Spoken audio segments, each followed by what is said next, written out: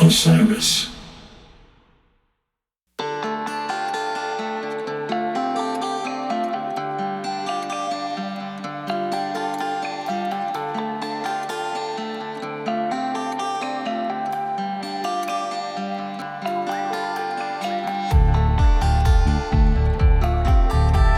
Welcome back to Touchdowns All Day. I am your host, Max Dawson. This is not an easy introduction to record. We in the Biscuits community lost a friend and family member this week. Johnny R. Goode, the band's former lighting designer and someone who has been a part of the Disco Biscuits community for nearly 30 years. Johnny came on the scene not too long after I did. He joined us in 1999 as a fan. And then in 2002, Johnny joined the crew, became the band's lighting designer, and has been around and has been a huge part of not only the live Disco Biscuits experience, but just also this community, this family for all that time. We are going to set aside a future episode to pay tribute to Johnny as a friend, as a mentor, as an artist, as someone who really pushed the limits of what was possible in live concert lighting. Johnny is someone who touched a lot of lives, people who knew him especially, but including many, many thousands of people who never got a chance to have a conversation with him, but who had some of the most powerful experiences of their lives under his lights. So Touchdowns All Day will hopefully in the coming weeks be putting together a podcast tribute episode where we will celebrate Johnny's memory, tell stories about Johnny, talk about what he meant to all of us. And I would love for all of you to be a part of that. If you were ever touched by Johnny, if you ever were blown away, if you ever had your head exploded by his lights, if you have a favorite Johnny story, a favorite lighting effect, anything, we want to hear from you. 424-666-SIYD. You can call the Touchdowns All Day hotline, and I ask that you would give your name, where you're calling from, and share a story. And basically what I want to do is to play your memories, your stories, get some stories and memories from some of the people who he worked alongside or who were inspired by him, other lighting designers, photographers, musicians, and we'll put it all together. We'll have a big fucking awful cry because Johnny is gone way too soon. Johnny is someone who was legendary before he had officially reached legendary status. He was someone who I used to hear about back in 1999. There's this guy, Johnny R. Goode. Just the name alone made him into like a folk hero. But then you'd hear the stories of his exploits down in Alabama and Georgia, and just, you know, he was someone who immediately charmed everyone he met and immediately became one of the most beloved members of the Biscuits community. I just, you know, too many memories of seeing shows alongside him and then eventually seeing shows that he was producing the visuals for. And yeah, I'm really just sort of like many of you devastated at this point. I'm babbling a lot, but I'm truly at a loss for words. This is not something that any of us saw coming or were prepared for. And even if we were, it would still be a horrible, horrible loss. Thinking first and foremost of Johnny's family, his children, his parents, thinking of the people who he worked with, thinking of the members of the crew over the last 2+ decades. Johnny was not just the manager of the Disco Biscuits production crew, but a mentor for a lot of the guys and women who have worked for the band. and I'm going to let them tell their stories themselves. But suffice to say, I know that he was a father figure to a lot of the people who have worked for this band. Just someone who they would lay their lives down for if ever they had an occasion to. He was someone who was loyal. He was hilarious. He was a gentleman. He was a bit of a hellraiser. He was passionate. He was an artist. He loved the Disco Biscuits and dedicated so much of his life to them, their music, their fans. He was a guy who, when he loved something, be it his pups, his family, the Biscuits, the Alabama Crimson Tide, he loved big. He loved with a big open heart. And yeah, it's going to take a while for everyone to process everything that we're feeling right now. But when the time is right, we are going to celebrate Johnny. It feels almost in bad taste to do a typical episode of Touchdowns All Day in light of what's gone down. But sometimes I know, having just gone through the loss of my mother a few months ago, that music and community and laughter are really the only thing that can pull you out of the darkness that comes from losing someone who you love. And so with that in mind, I'm going to present you with the episode that Barber and I recorded a few weeks ago. A decidedly silly, lighthearted, and fun episode with a friend of the podcast, Mr. Nick Gerlach.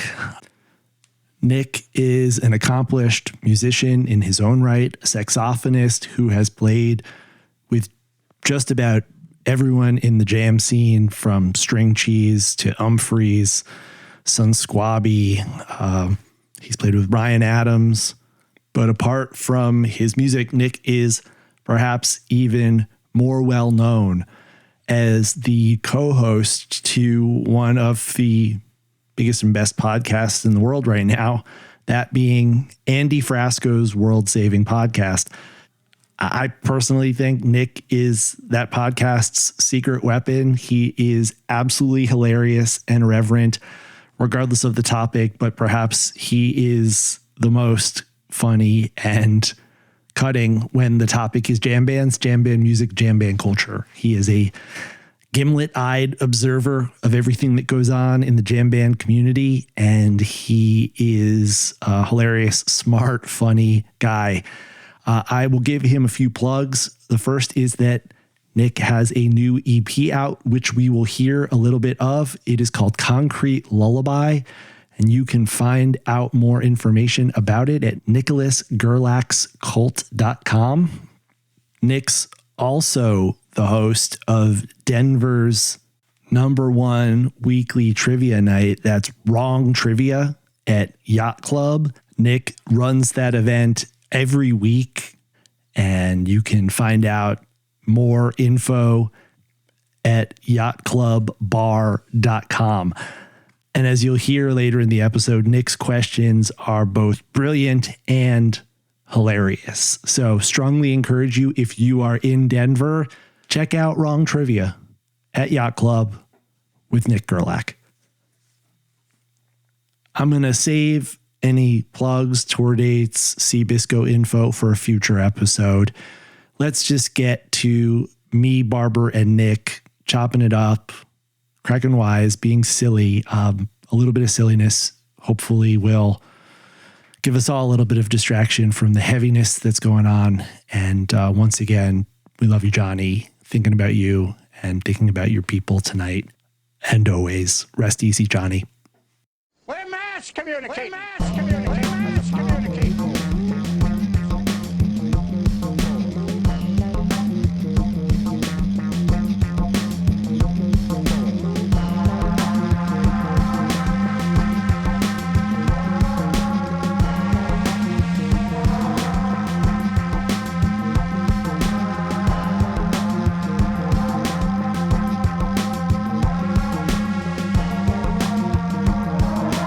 Nick, welcome to Touchdowns All Day.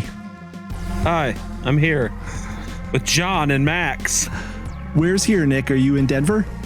Yeah, I'm in beautiful Denver City Park neighborhood, if you're familiar with Denver.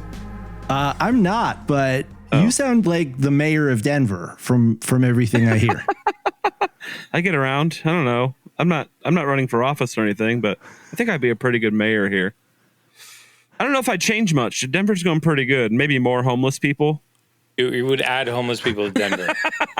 Nah, just kidding. How long have you been in Denver?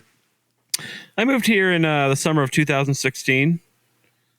So just coming up on, goddamn, 8 years. It feels shorter, I think, because of the pandemic. Yeah. And what happened? Longer. Were you on string cheese tour or something and just like your car broke down and you never left, or? Similar to that, my band broke up and I moved here to work more. There's a lot more music going on here for people like me. You know what I'm saying? I lived in Indianapolis before. Okay. So Indiana, the Indiana connection, I lived in Bloomington, Indiana for like 18 months once. So getting out of Indiana certainly, I think, was the right career move for you. I do still love Indiana in my heart, though. It's actually it's kind of an underrated place. There's good people there, good food, you know. It kind of gets a bum rap, but I think Indianapolis is cool, and it kind of gets a bum rap because of like all the stuff around it, you know? Yeah. Like the Ku Klux Klan and... Yeah, just like it's a little more like the rural community there is a little controls the vote too much. So it gets this sort of notion that there's no sort of like artsy, forward thinking people there, but there really is. But they're just mostly just in Indianapolis and Bloomington. That's where IU is. So it's a college town. Yeah. Did you go there? I was a teacher at IU. You were? What'd you teach? I taught in the media department. Oh, that's pretty cool. Yeah. Is that what you do now? Kind of. I'm not a teacher anymore. I work in media marketing. Oh, so now you're trying to make actual money or something. Huh? That is literally what happened. I went from not making money to wanting to make money. You have to pay to teach at IU, I heard. Well, no, they pay you, but they don't pay you very much. I guess you pay with your dignity. Yeah, that's true. But so 2016, when you moved out to Denver, you mentioned your band broke up. That was the band.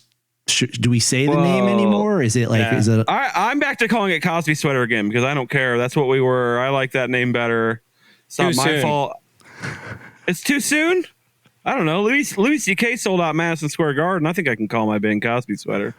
Well, I mean, look, there's a lot of reasons why there are some crazy people in the world. Why do you, Nick Gerlach, who is literally the most talented podcaster we have in America right now, if we were going to export a podcaster, I would volunteer you for the job. Damn, you must not listen that much. No, I'm just kidding. I listen all the time. You guys, you and Frasco have an amazing show. How much time of the week do you have to spend? Because I know Andy is busy. I mean, just scroll down his timeline. Yeah, he's one of the busiest people ever. He's very busy for a guy who's nursing a hangover every day. His productivity level is incredible. How many hours a week are you a part of that situation? If he's home, it's a good, I think, I was there all day Tuesday pretty much this week. And then we were going to do today. We ended up recording music instead for his album. But so, you know, when he's home, it's a good full 2-3 days. And then I do a lot of help prep with it and stuff. You know, I do most of the pre-production. And then most of the post-production, we have like this team that kind of cuts it up for us. We have a producer. But, you know, we're kind of, it's not that much prep. We don't like to plan out our podcast too much because I think we found out that makes it worse. So what we do is even if we're hanging out, even if we're hanging out, let's say I get there 2 hours early because we're doing something else or whatever and we're about to do the pod, we don't really talk until we get on the mic that day because you don't want to burn anything. Yeah, you don't want to burn. You know what I'm saying? Yeah, of course. So can you remember a single instance of something that you might have burned that you regretted? Not really, because it's always just like day-to-day stuff. Like if we'll talk about one of his gigs, you know, and if it's like, if I have a good one, everything's more interesting the first time you hear it. You know 100%. What I'm saying? Every TV show's better the first time you watch it. Well, there's maybe some exceptions to that, but movies, you know, music. You remember the first time you heard like your favorite Fish jam? It's Sometimes you go back and you're like, why did I like this so much again? The first time was amazing. I used to think that they had, because that Britney Spears song, Oops, I Did It Again, was like the only song that I could we were living in a cabin in the middle of the woods making one of our albums one summer. And it was just like we rented this probably. Yeah, it was like we thought it was such a great idea, but there's nothing there. There's like one restaurant and one bar, and all they did was play Oops, I Did It Again everywhere we went. And like 3 days later, I was like, the first day it came out, I was like, this is cool for her. I guess it's pretty decent. And then 3 days later, I was like, it wore off. Whatever the like, filter sheen that was on it wears off. And now it just becomes this like kind of normal song in a way. Doesn't that make people like Bach and Beethoven even more impressive? Because they had to make that with their fingers. And we're still listening to it 450 years later. It's true. It's true. And it survived not being part of technology, not even really being recorded, not really at all. Like they didn't even record music till, 100 whatever years ago, and they're still playing that shit. Well, I mean, imagine if we had like 4,000 Beethoven shows on piano, like how insane those shows must have been. I mean, there would just be people on Fantasy Tour complaining about the set list or, that version was better. Seriously. Beethoven fans, the wrong organists and stuff. Yeah, but it's like, it'd be interesting that like I guess there are still Beethoven cover bands. They're just called orchestras. Yeah. They're like, they should, why not? I don't know why they haven't done that. They should do that at the Sphere. I would go see that. Have you been, Kevin? No, I haven't been yet. I want to go really bad, but Dead & Co's over before I'm going to get to go there. I'm not sure I want to go see Eagles there. Fish should be cool. I don't know. You think they'll get some black people in there at some point? I mean, I just don't, maybe we don't know about it. I mean, I'm sure Kendrick Lamar is booking the Sphere right now. Oh, he better. That'd be amazing. Drake disses all over the wall. How long do you think the rap beef for Kendrick is going to go? Like, do you think I don't know. Have you listened to any of these rap beef tracks? I got really into it for a week. I don't want to let anyone out there down. I'm a little over it. I'm a little burnt out on it. How many mean poems can we listen to? It's a little just yappy. Fight already. It's a little like they're kind of whining about all sorts of things that if they weren't Kendrick Lamar and Drake, you might be like, man, these guys are annoying. They're just whining all over the track. I mean, they usually end with one of them getting murdered, right? Well, just that one. I can think of that one main one. Which one is? They both did. Oh yeah, Biggie and Tupac. Yeah, exactly. But the thing with this one is, if Drake really is a predator, like Kendrick says, that's pretty insane that he's outing him that way. And if that's true, I guess Kendrick wins the beef, right? Yeah, but then a few years later, like with Kevin Spacey, we'll be over it. Maybe, but I feel like, I don't know. We'll see if Kevin Spacey makes it back. But I don't know. I'd say the non-predator wins the beef. I think Drake has an angle right now, to be honest. It's June. And if on July 4th, Drake was to drop a song that maybe refers to the beef as that was cool, but I don't care because this song is the summer jam of the year, and then hits the hook and these chicks come on and they're like, whatever. And you just, when you hear it, you're like, we got to listen to this again. That's the thing. Drake has hits. He could drop a song on July 4th. That's just such a party song that nobody cares about the beef anymore. Just win with Billboard. Yeah. I won on the charts, bitch. That's what matters, really. Yeah, number one on the charts. That's what he should call the song. Number one on the charts. He's done it. Yeah, he's done it a million times. I mean, I listened to Kendrick today while I was working out, and I love Kendrick. The poetry and the amount of puns is so good that it's almost dorky. You know what I mean? It's almost like you have to be like a super nerd to be that dorky, and yet at the same time be that hard as a poet. Yeah, he is a genius, right? He's definitely a genius. He has great musicians on his. I wouldn't call Drake like a genius like Kendrick, but he's definitely like something, or he wouldn't be this famous. You know what I mean? But he was also a child actor, which makes me like him less. He's a theater kid. It does seem like Drake is the ultimate you know, he's the ultimate like industry plant, you know, like he was planted as a child. But how many artists that are huge today are these industry plant types? I mean, Timberlake, Britney, Drake, Ariana Grande, Miley Cyrus. Like it does Sabrina seem. Carpenter. Is the she? new one? Oh wow. She was on that show Girl Meets World. Here's the thing though, her and Ariana Grande, they are great singers. So maybe also they were on shows young because they were also very talented. Yeah, I mean, obviously. Yeah, there's no question. I mean, that's what's weird about it. That's how I know I wasn't talented when I was a child. You weren't on a show? I wasn't on a show. I don't remember. Nobody called me and was like, "We got to put you on a show." You weren't. Yeah, you weren't good looking enough to be on Nickelodeon. No, I was. I just didn't have any talent. You were a hot kid? Yeah, I was a very hot kid. Did you have your beard that you have when you were a kid? When did your beard grow in? Like 25. I had like a goatee before that, and then like next year, 2025. Yep, 2025. So it's a negative 1 years old. I mean, I've had it basically since I could have it. Oh, really? 25. That's late. I got to cover this up. Beard. Does your dad wear a beard? Yeah, he's kind of a goatee guy too. Well, I guess I could have grown it before that, but I guess that's when I really dialed it in. I guess I like having a beard. The more of my face that's covered, the better. Oh, Barbara, really? have you ever had a beard?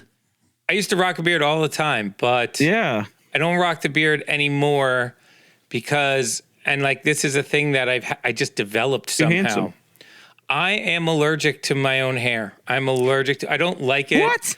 I don't like my hair. That's why I wear the do-rag. It's why I always have something on my head, keeping my hair out of my face. Because I can't, like, if I have hair on my face, it makes me really, really itchy, and I can't deal. And I got to shave it off, or I'll shave my whole head. Sometimes I'm like, I want to shave all the hair off of every part of my. I mean, the lamb chops are dope, but like everything else has got to go. You're not allergic to, so the cooler it looks, the less allergic you are to it. Yes. Yes. Basically. What about you? Do you ever wake up and like find a Cheeto in your beard or something like that? No, I keep it pretty clean, man. I got to take care of it. It's the only hair I have, really. Everything else fell out 10 years ago. Wow. Yeah, me too. Mine's falling out too. I always say my hair starting to fall out 10 years ago. Yeah, 10 years ago, it decided to fall out. Yeah. So wait a second. Here, that was right around when you moved to Denver. So did your hair fall out in Indianapolis, and then you were like, "My God, I got to go to Denver right away"? And no, I think it's just genetic. Every guy on both sides of my family is bald for generations. I knew I was going bald from the time I was like 8 years old. Yeah. No surprises. I had half bald, half not bald. So I just grew up in fear of not knowing. Oh my God. That's almost worse. That's worse to me, I think. It is worse. At least I knew, you know what I mean? Yeah, you could prepare for this.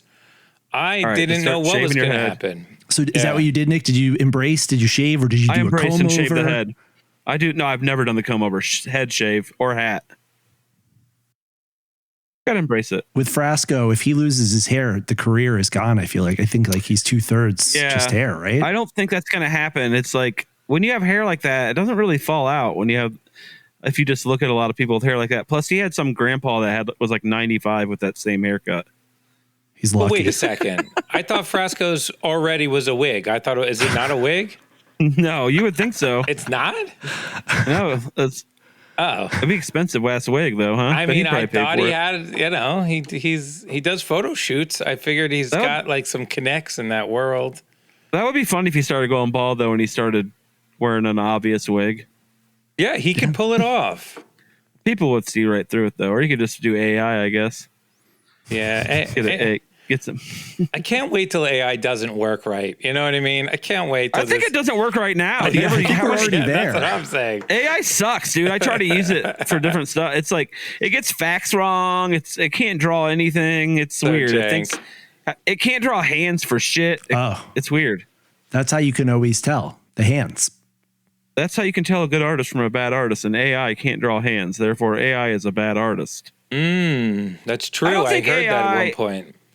People are scared that AI is going to take over the music industry. I don't think so. I don't think that AI music appeals to people.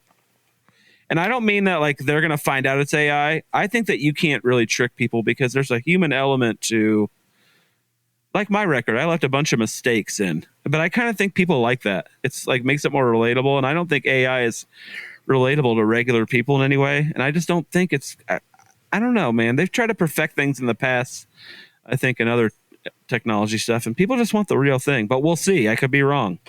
It always backfires whenever they try and perfect things. If you look back through human history, Yes. at the cultures that tried to perfect things, it always backfires on them, and terribly. But I do agree with you. Like every time I listen to AI, I'm just like, I'm immediately bored. I'm just like, I'm bored. Yes. But, you know, music is going to be the hardest thing for the AI, or because it's okay. So here's what I'm thinking about this topic.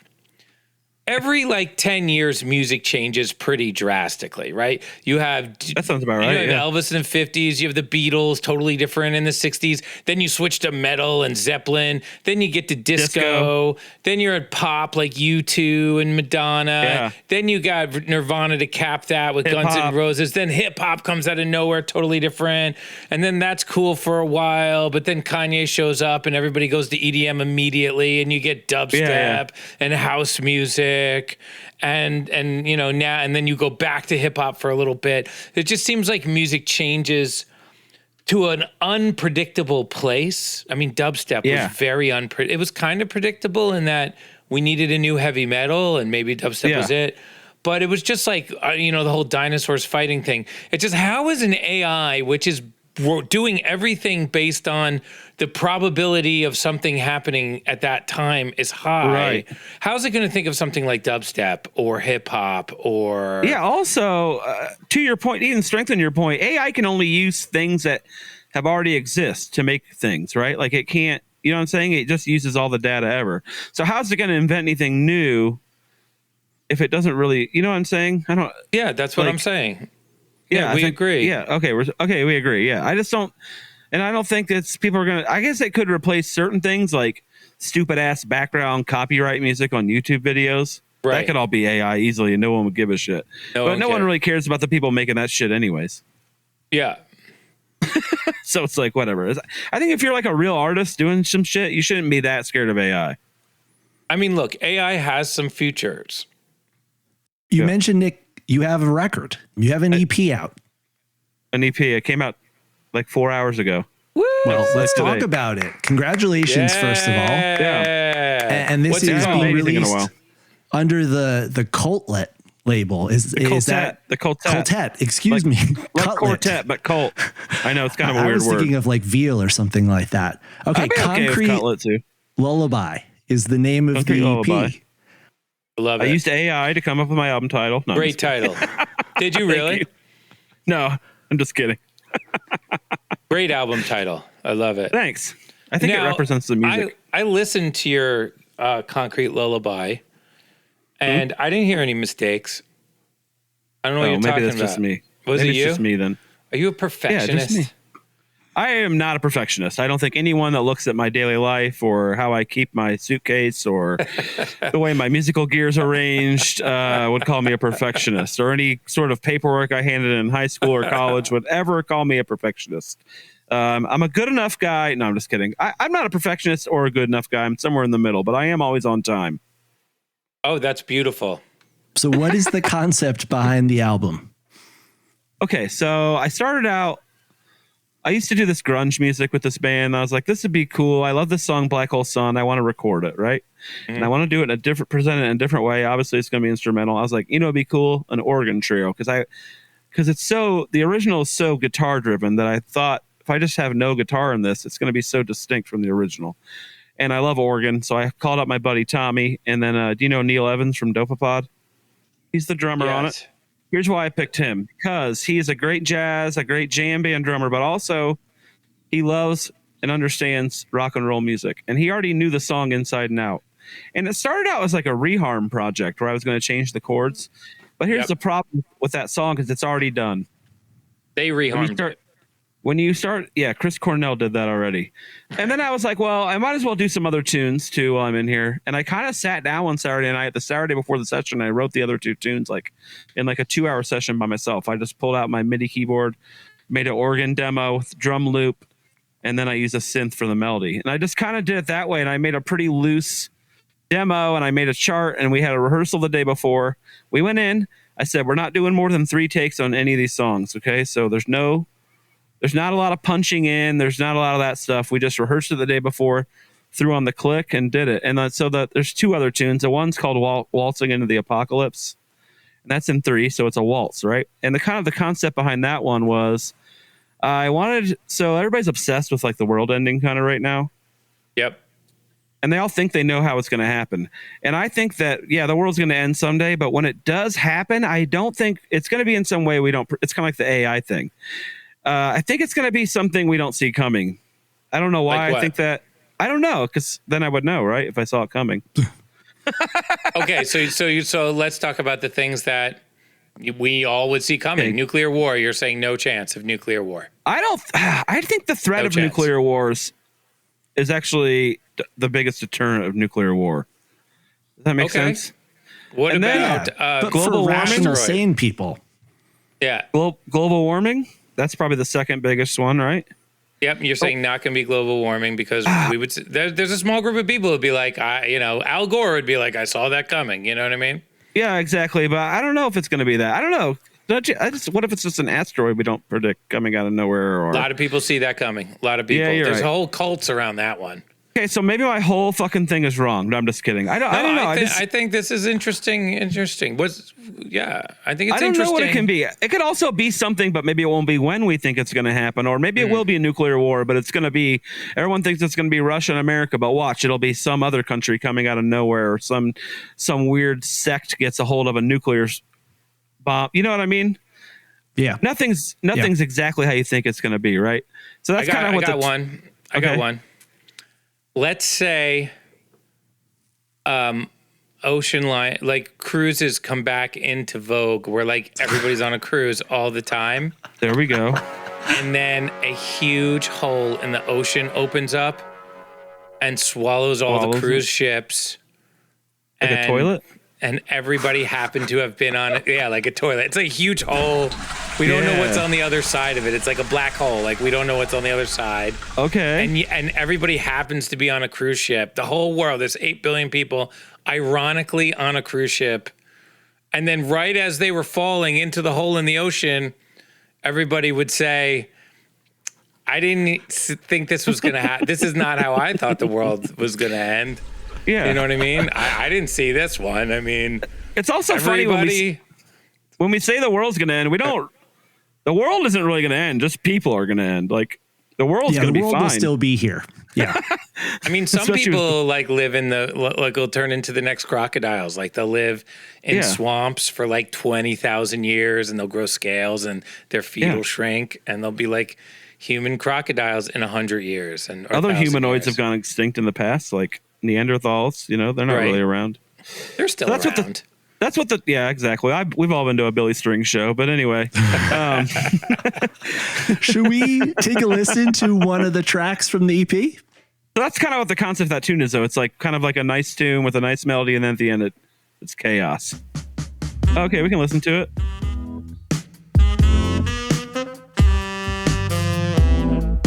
So awkward listening to music with other people. Yeah, on camera. It's great. Yeah. I do it all the time. It's liberating. You're allowed to like move your body and stuff, dance. I do like the song a lot. If you like this, I'm looking for gigs. That shit was hot right there. I like that move. Thank you. It only takes one. So this is Neil on drums, right? Neil Evans, a great drummer. I don't know if you've ever worked with him. I've met him a bunch of times, but I don't know if we've ever played together, but he sounds great on this album. He's one of the best guys around, too. He's just a real good guy. Hard-working guy. Love it. Love it. So you guys are like getting along and having fun, putting hits in the song. Yeah, exactly. Well, I kind of wrote those. I know I wrote the hits in. You did?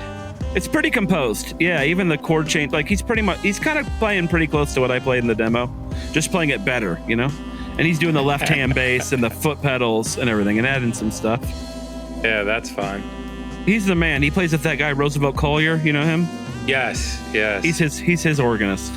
Oh, cool. Yeah, cool. That's a demanding job, I think. Yeah, exactly. He's from Orlando, Florida. Oh, so he's got a lot of free time. Yeah, he's a swampy. Well, he lives in Denver now.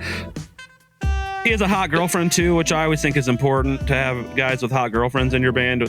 It shows they're confident. It shows that they're, they're able to talk to women who. Yeah, you just want people that have hot girlfriends. It's just a better look for the band. It's called branding. It's called marketing. So is his girlfriend on the cover of the album? No, it's just a picture of a flower. Oh, it's great. That'd be Flowers. funny if I asked him if I could put his girlfriend on the cover, and my girlfriend's like, "Why'd you put a different guy's girlfriend on the cover?" I mean, look, you could just be like, you could be like, I don't know, you want to be on the cover too, baby? Like, come on. She paid. Yeah, you could be like, yeah, I was thinking about putting both of you on the cover, but last time I brought up a threesome, you got all mad at me. 3-song EP, 3 people. That's right. There you go. I mean, look, an old girlfriend of mine was on one of our album covers once. Really? That's cool. So I've done that too. I thought Brownie loved that. I mean, probably not, but you gotta let a guy cook, you know what I mean? Yeah, I ain't mad at you. I ain't mad. Isn't that though like getting someone's name tattooed on you? Like in the moment, it's this great gesture, but then like years later, you're like trying to figure out what you could cover it up with. Do they do that? I feel like that's a thing that they did when tattoos were like a question as to whether or not you're going to do them or not. And we were all like, oh my God, what's going to happen when you're older and you have these tattoos? And now we're older. Everybody has tattoos. And everybody's got tattoos. They look fine. I don't know what the big deal was. And they're much easier. They're much less permanent than they used to be. Yeah. Yeah. Because now they just draw over it with what, invisible ink or something, or I don't know. They like laser it off. It's really painful, but I mean, the pain is what everybody's in for, right? That's what everybody wants with the tattoos. Here comes the apocalypse part right here. Here's the apocalypse. I love this part. Now, what is that part? Where did that come from? Why did you decide to do that? Well, that's the apocalypse. But I was like, all right. So I just kind of heard it in my head. I was like, all right, we're gonna get to this, and instead of resolving to the one, we're just gonna go into complete fucking chaos. And I said, here's the 2 chords. That's it. And I kind of let them cook because they're so fucking good. I knew that we would just feel it out. You know what I mean? Love it, man. You are so on it right there. But I thought that chord was fantastic. It was maybe my favorite moment of the album. Maybe. I think this is the best song on the album too. I mean, you have like a little bit of a Coltrane vibe to you. You know, a little bit. It sounds like an album that might have been cut in Philadelphia. It's got a little Coltrane tone to it, like when he made his Philadelphia recordings. Like bright, but not too bright. Yeah. And it's almost like you're... I do have a jazz background a little bit, not as much as some other horn players, but... I mean, some of these horn players think the jazz thing is like the only thing in the world. It's insane. No, I like it. I think of it as more of an ingredient. Yes. Yeah, like dill. You know, good on a couple of things, but don't put it on everything. But when it's good, it's fucking amazing. Yeah, like if you have like a carrot cake, tzatziki, and you throw a little dill on there, like there you go, you get it. Amazing. You get it. Yeah, so I'm ready to open for the Disco Biscuits whenever you're. I'm just kidding. I mean, this is Nick, you have that as part of your bio that you've played with String Cheese, Ryan Adams, Humphreys McGee, Sun Squabbies, and not the Disco Biscuits for some reason. John, would you care to comment? Wait, is that on the actual bio? I thought that's just written. No, that is on the bio. Put it in my bio for you. I love that. Yeah, that's kind of what happened when I moved to Denver. I just became like a sideman session guy for a while. The pandemic kind of actually fucked that up, but like I was doing like a ton of like, oh, String Cheese, we need a horn player at Red Rocks tonight, or a horn section. They call me up, I put one together, do the charts, and we bang it out. I mean, look, when I met Dominic Lawley, he was a young horn player in Denver, and his manager was a good friend of mine. I know Ben I very didn't well. even really know him. I didn't know Dom very well. And he's the nicest guy ever, by the way, isn't he?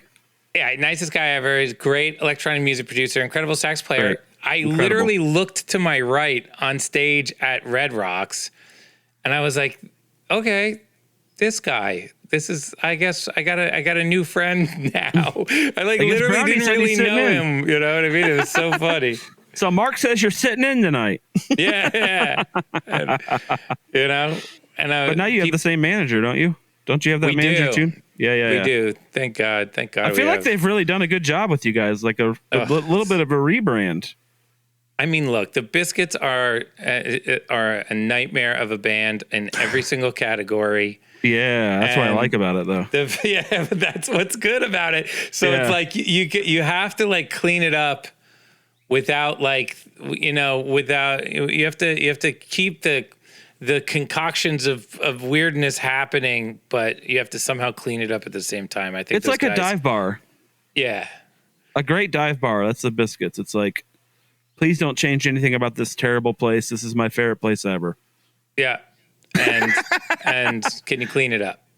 A little bit, but not too much. too much. Yes. We're not trying to turn this into a fucking chain restaurant here. I know. I mean, the Biscuits would never be a good chain restaurant, unfortunately. But No, you're too good. You're too my unique. mom would love it if we were, though. She'd love it if there were like John Barber Garitavilles opening in fucking John wherever. Barber Garritoville. Barber Burritovilles. You know? TGI Fridays. TGI burrito. It seems like your tours have been going well and your shows have been crushing, though. Yeah, that's why I think we are playing well enough that you could come on stage and play sax. Or Iwi. I want to shred Iwi with you guys. What's that? Electronic wind instrument. It's like a synth that you blow into. Oh, wow. Is it a saxophone shaped synth? No, it's like a straight 2 foot long black thing. Don't say it. That sounds delicious. Oh, I lost him Is again. it Hold on. is it like who's that guy with the long hair who plays the long saxophone? Kenny G? Yeah, is it like Kenny G? Are you the electronic Kenny G? What is the difference between the Fiwi and Iwi. and- EWI. Kiwi? What's the difference between EWI. the Iwi and Uh-huh. I mean, honestly, dude, if they could rebrand Grubhub with DoorDash, because Grubhub is a great name, but they still It is went fucking to good. DoorDash, right? I think the Iwi could be rebranded. I think it maybe could be rebranded. Not sure. I agree. Here, it's an acronym. It means electronic wind instrument. No, it's a government agency. I do hate the name. Yeah, exactly. It's kind of like the CIA of instruments. You don't want to be seen with it in public, but it can be very effective in the studio. It's a very dorky looking instrument. It does not look cool, but it does sound cool. You can control anything with it. It also has onboard sounds. But I don't know. What should we name it instead? Does it have a lot of latency? I don't know. No. The No, the one I saxophone? use has straight. It's on board, so it's like the sounds are on the instrument, so it's not. There's no latency at all. It's a very funky thing, but it only works in certain situations, and it's quite possibly one of the most embarrassing instruments you could ever be seen playing on stage. It sounds like it. It really does. I mean, What is the like hierarchy of embarrassing instruments if the Iwi is in contention? yeah. What's the Family Feud top 5? Whoa, that's a great question. What do you think? What do you think? Mandolin, is that up there? 100%. Especially the mandolin. So little. A man playing a ukulele is rough, unless it's a Samoan. Yeah. And it's not, exactly not if it's a Samoan. Samoans pretty much look cool doing anything though, so that's not really, you know what I mean. But I think, oh man, ukulele, because you never hear like they're always playing something dumb too. It's never like some killing. Yeah, ukulele except for that stuff. one Hawaiian guy. What about flute? Nah, flute's kind of sexy actually. What about a banjo? Is it more or less embarrassing than a banjo? Oh man, you have to be really good at banjo. I think if you are amazing at, like, if you're Bella Fleck, it looks cool, right? Nope. Not even No? for Bella. You're Fleck. out? Only hippie chicks. Hippie chicks went playing banjo is fire. Even Yeah? any guy on a banjo, no, very embarrassing. 100%. Like Shannon Blake. That's why you never You're see down with like, Shannon Blake. I don't know Shannon Blake. He's probably a great guy, but he might agree That's a with girl. me. It's a girl. Wow. I don't know who that is. She's like the new like hippie sort of. She's always on Instagram. She's like a OnlyFans hippie doing like See fake positive with the message super music. blonde hair. Yes. Yep. Oh yeah. That's her name, Shannon Blake. Yeah, you're right. I know who that. Of course, I know who that is. Everybody knows who that is. She's literally the most famous person in the world. Yeah. Nick, I got a question for you. How did you hook up with Frasco? We met at a swingers club. No, I'm just kidding. So here's what happened. He had the podcast already for a couple years. Andy Frasco's World Saving Podcast, for those of you who don't know about it. And he was kind of looking for a co-host, and it was pandemic. He's good friends with Jeremy Salkin, who's the drummer in that band Big Gigantic, who I'm also buddies with. Yes, and I didn't really know Andy yet. And Jeremy was talking to him, and he's like, "You need to have this guy Nick over. You know, he'll say anything, blah, blah, blah. You know, he's kind of funny, blah, blah, blah." And I went over to Andy's, and we did one segment. I think my first episode was the Tony Hawk episode, maybe, or it was around there. But I did I started out doing the last 10 minutes of every episode. And then people liked that. And then they were like, "Oh, I like this guy." So he started having me on like every episode. And then I was on the last half hour or the first 20 minutes and the last 10 minutes. But then we stopped doing the closing. So now I'm just like on the every opening. And I do some of the interviews too. It depends. If they're like super serious, like we're going to talk about addiction the whole time, I don't really do them. But if they're like kind of, you know what I'm saying? So basically we met through Salkin, and it just kind of worked out. We kind of figured out we had a good chemistry like immediately. And I think the fact that we didn't know each other kind of before we were doing the podcast is kind of why it works. Why is that? We are actually kind of getting to know each other. You know what I'm saying? As opposed to like two people who already know each other's stories and shit. Right. All the So when you reactions are genuine. you get that thing that you want, which is a first look at all your stories and stuff. Exactly. You get it. Yeah. So it's like, you know, we just found out. All the reactions are genuine. That makes sense. Yeah. And are you guys friends outside of being on the podcast together? Because on the podcast, Yeah. Andy calls you his best friend. Well, she's not my friend Kit from, he says that all the time. My best friend, I've explained this to him a bunch. It's kind of like Alabama and college football. You're not number one until you knock off number one. And my best friend Kit from growing up is my best friend. But yeah, we're friends. We hang out. If I can keep up with him. No, I'm just kidding. No, we definitely hang out. I get along with him. He's a good guy, man. You know, Andy, there's stage Andy and there's house Andy and there's bar Andy. You know, there's different versions of him, but they're all great guys. But you know, he's not partying as much as people think. Well, I mean, it would be impossible. There's Exactly. no way to do as much as Andy does and party as much as Andy appears to. Yeah, he wouldn't and still look that relatively healthy. You know what I mean? I mean, I saw a photo shoot he did. Motherfucker's hot. He's a good-looking guy. Is hot. He's probably the most 70s sex of anyone in the scene. I think it's Frasco by a mile. I don't even know. Yeah, he definitely has that going on. He's definitely one of the better-looking guys in the jam band scene, whatever that's worth. Yeah, it's like until people find out that he has nipple rings, he's going to be one of the sexiest guys. He has a lot of bad tattoos. He does. I'm sure he's got all Lakers tattoos. He has had some Lakers tattoos. He's got a lot of Wes Anderson tattoos from the movies. He likes Wes Anderson corny. a lot. What about a Wes Anderson movie would inspire you to go get a tattoo? He loves Wes Anderson.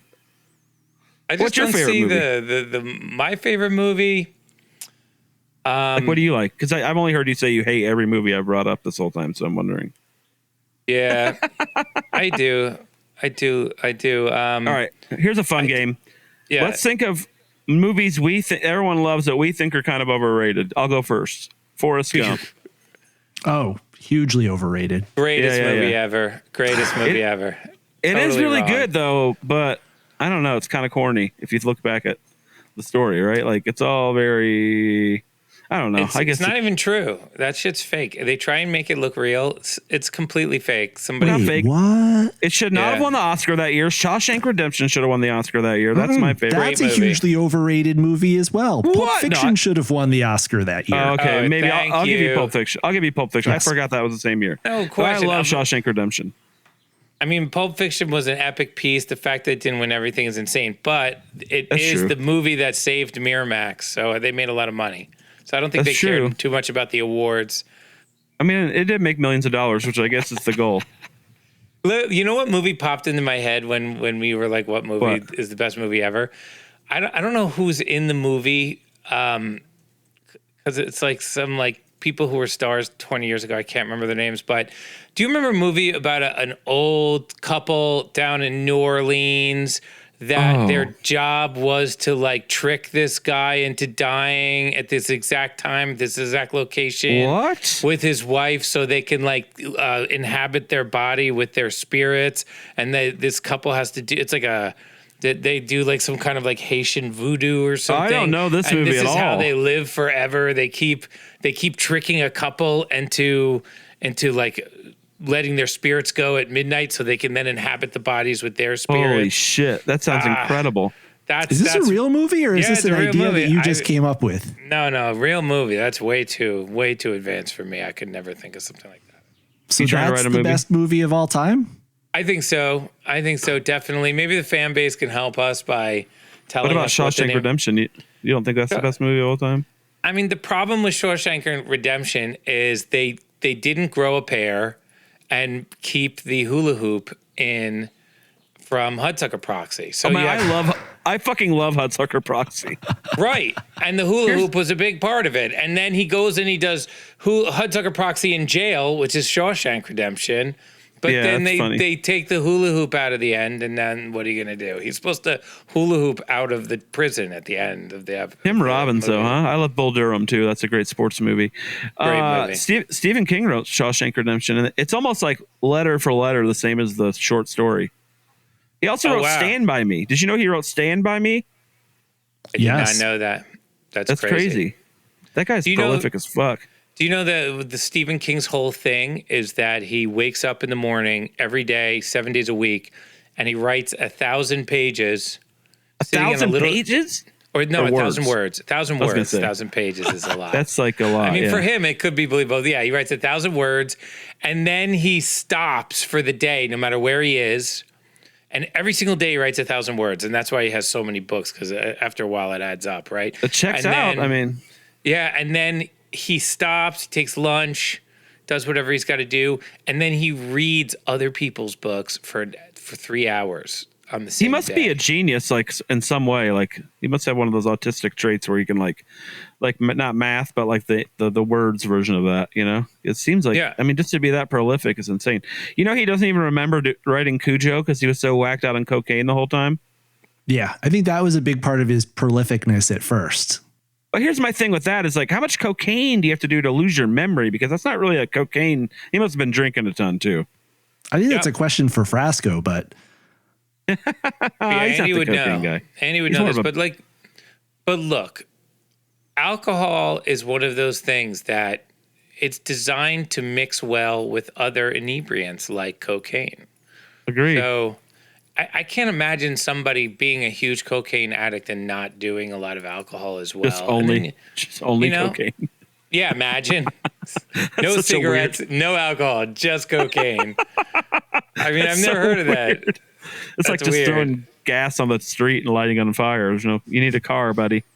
Yeah, like get an O'Doul's at least, dog. You know, you got to have something to keep you occupied, or you're going to start talking about high school too much.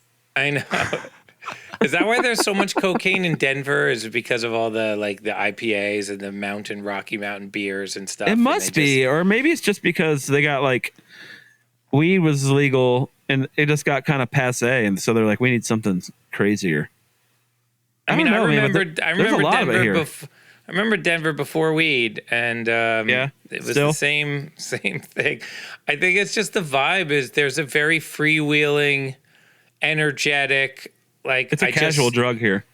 It's because people are so high energy in Colorado. They're snowboarders, they're skiing, they're hiking, they're always active, and so they, I think they like things that make you more active. That makes sense. Plus, it feels amazing. You feel like a god. I mean, all your problems. That's my favorite thing about drugs is all your problems go away immediately. Just imagine how good it was in the 70s when everybody was doing cocaine and they would go to toga parties. Dude, imagine if you were alive when the toga party was great. Or or just like going to work on. They used to be able to like trade stocks on that shit.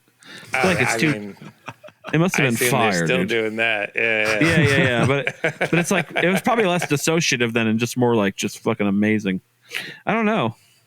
It's definitely not safe anymore though. It was a lot safer then, it seems like. Yeah, that's like what everybody tells me, and I just don't know if I've wrapped my head around what that would mean in terms of when I was a kid. These drugs were all like ecstasy was new, you know, and there was nothing safe about it. I mean, there's never been anything safe about these drugs. So I don't know. I just mean like the fentanyl thing. Yeah, I don't know if I've done that yet. I don't know like what that's you're not all doing about. Fentanyl. I know one time I broke my foot in a RV accident in the Colorado mountains, and they offered me fentanyl in the ambulance. And I said no, and I kind of regret that, I think. It's basically pharmaceutical heroin is what it is. I mean, I had it once after a car accident, and I was in the worst pain I've ever felt in my life, and as soon as they put that in your arm, you feel like nothing. It like goes away. It's insane. Yeah, that's Nick. You mentioned in your bio you almost died in a car accident in your 20s. Yeah. Is this the incident you're referring to? Yeah, I got in a head-on collision. I was a passenger. I was actually like I had a job then. I was working for a moving company in sales, which is kind of fucking funny to think about me going to an office and doing sales all day, but I did it.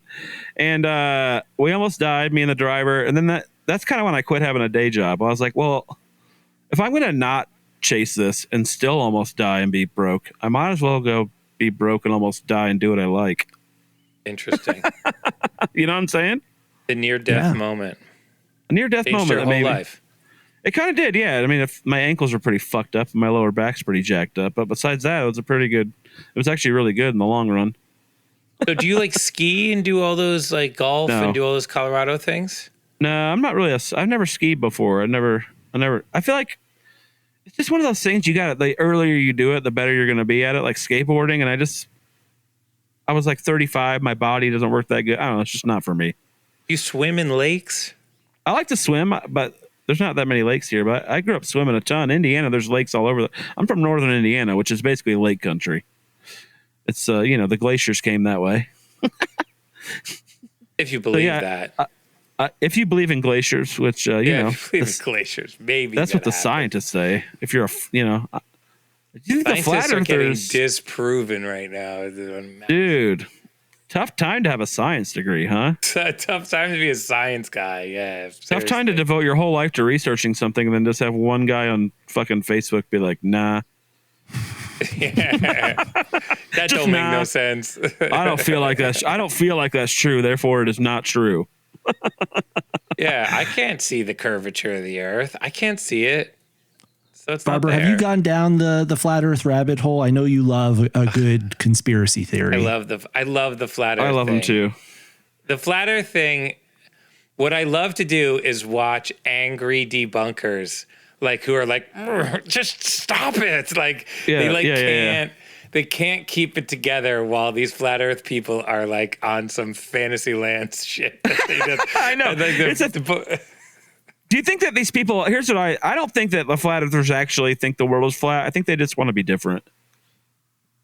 I don't know. It's like, yeah, I mean, the world being flat is this, I think it's kind of creative. It's a little dumb that the moon goes in a small loop above. It doesn't really make any sense, I think. No. It's like, how does the moon go in a little like loop like that? Like it's almost more, they're not solving anything with the flat earth, I don't think. Even if it is flat, let's say we find out it's flat. What would be the point of them? What's the point of it? Why would they lie They've and been say it's lying round? to you your whole life.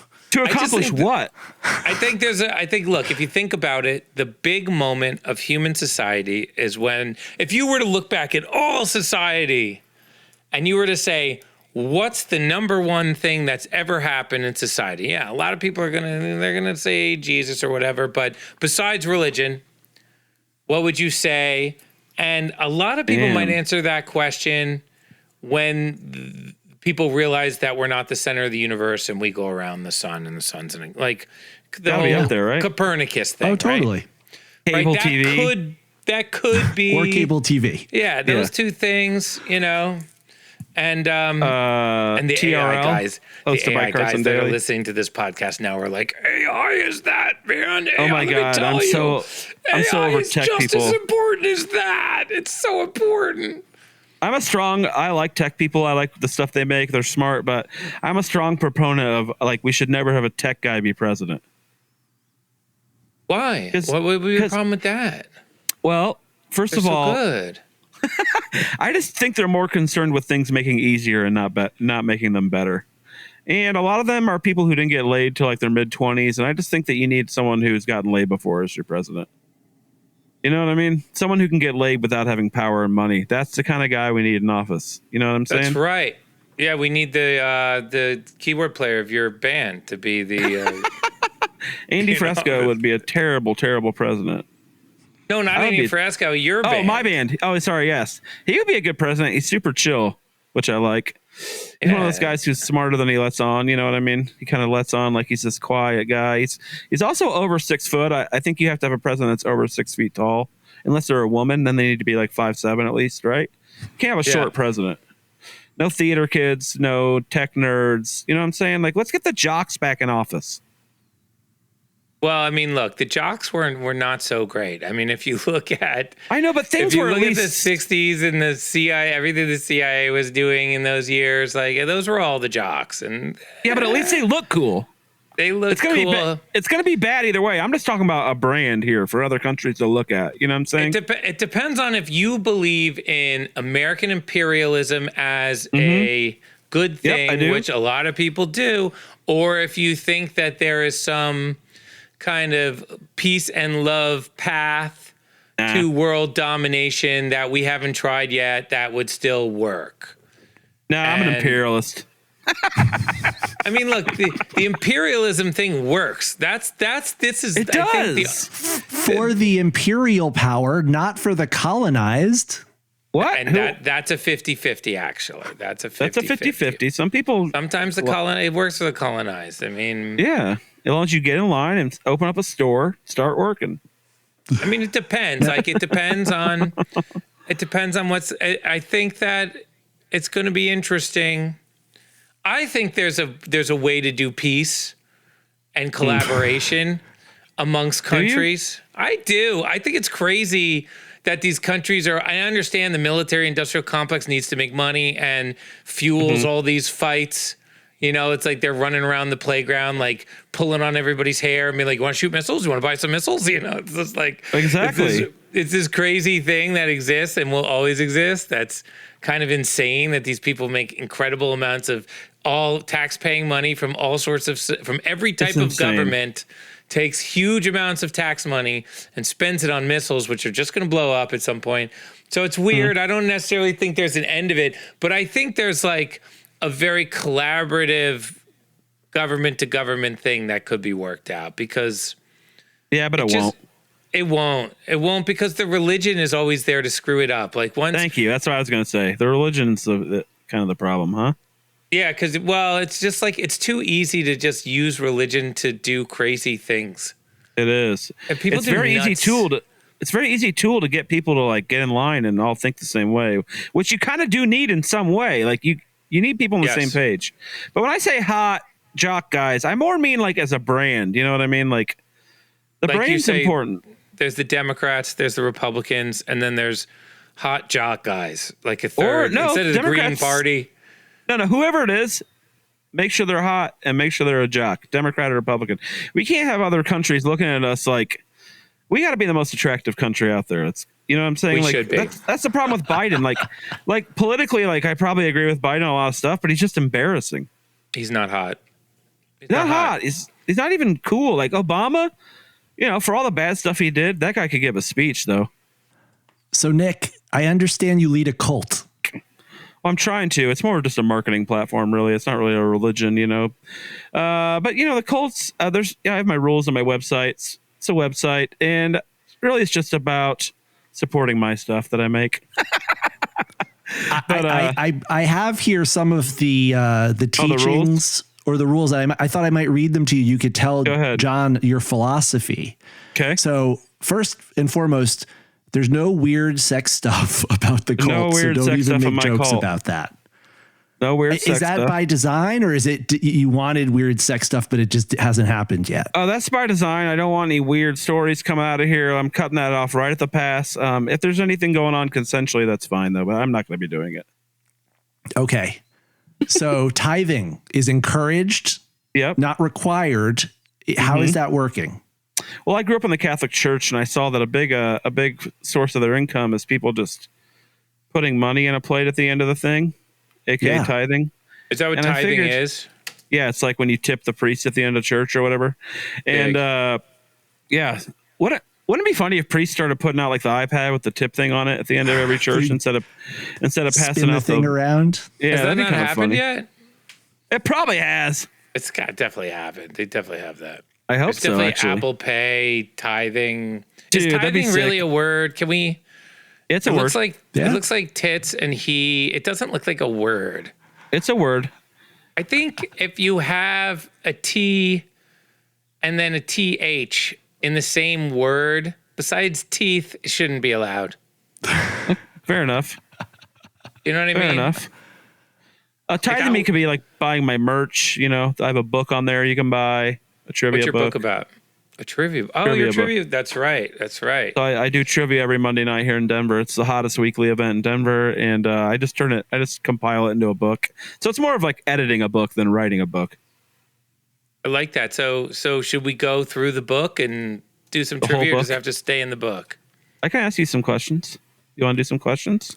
So wait a second. I do want to do some trivia, but there are a few more of these you cult wanna do these rules rules. that we need to get through that I'm curious about. Okay. Number 11, it's okay to spend an entire day in bed not doing anything if you want. In this cult, we don't shame people who just don't do it for a day. Don't make a habit of it, though, or you will stay that way. I guess that's fine to do whatever you want with your own stupid life. That's Well, yes. Satanism. That's what sort that of- is.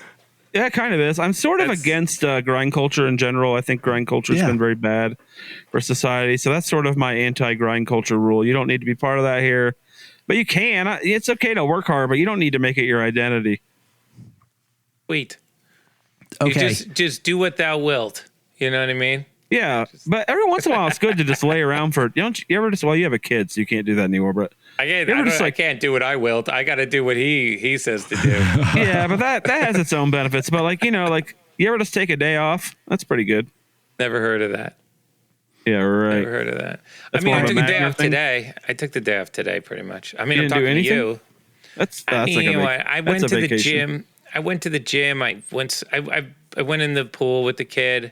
I took the kid to swim class. So I worked. I did dad work, but I didn't do any I didn't play guitar today. Yeah, that's good. Do you practice every day? It would be nice if I did. I do a lot. I mean, I got my rig right here. It's so easy. I mean, I have my full stage setup in right there. So Do you practice like something every day though? Like, do you ever practice like producing or like, you know what I mean? I do something for the career every day, pretty much, but not pretty good. because like some book told me to do it. I just like my job and I just work on stuff. Well, that's the point. You know, I just do. Like today, I picked beats with my kid. He sat right here. How old's your kid again? Like 2, 3, 4. 4. And we pulled up Splice and we did some Splice beat making on the fly. Nice. Yeah. So me and him use Splice together, and it's so easy a kid could use it. And we like bring up some drums and some bass, and then I ask him if he likes it, and he says yes or no, and then we pull up some other stuff, and then I ask him if he likes it, and we make beats. You know. Hold on, real quick. I got to do one thing. His lighting is the worst.